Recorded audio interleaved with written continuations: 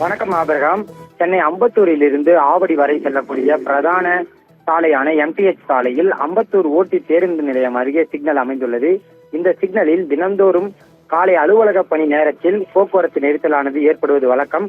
இதனை சீர் செய்வதற்காக அங்கு போக்குவரத்து போலீசார் பணியில் ஈடுபடுவார்கள். அந்த வகையில் போக்குவரத்து போலீசார் சமீப காலமாக போக்குவரத்தை சீர் செய்யாமல் அபராதம் வசூலிப்பதில் குறியாக உள்ளனர் என்ற குற்றச்சாட்டு எழுந்து வந்தது. இந்த நிலையில் இன்று இளைஞர் இருவர் ஹெல்மெட் அணியாமல் இருசக்கர வாகனத்தில் வந்துள்ளனர். அவர்களை வழிமறித்து ஆய்வில் ஈடுபட்ட போலீசார் அவர்களிடம் அபராதம் கேட்டு அவர்களை அடித்துள்ளனர். அந்த காட்சிகளானது தற்போது வெளியாகி சக வாகன ஓட்டிகளை அதிர்ச்சி அடைய செய்துள்ளது.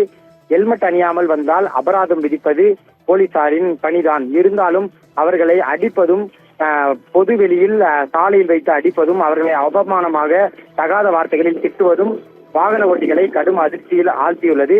போக்குவரத்து போலீசார் கடுமையான போக்குவரத்து ஏற்பட்டுள்ள நேரத்தில் போக்குவரத்தை சீர் செய்யாமல் வசூலிப்பதிலும் கடுமையாக மக்களை நடத்துவதிலும் குறியாக இருக்கின்றனர் என்பது நடவடிக்கை எடுக்கப்பட வேண்டிய ஒன்று என்று வாகன ஓட்டிகள் தெரிவித்துள்ளனர்.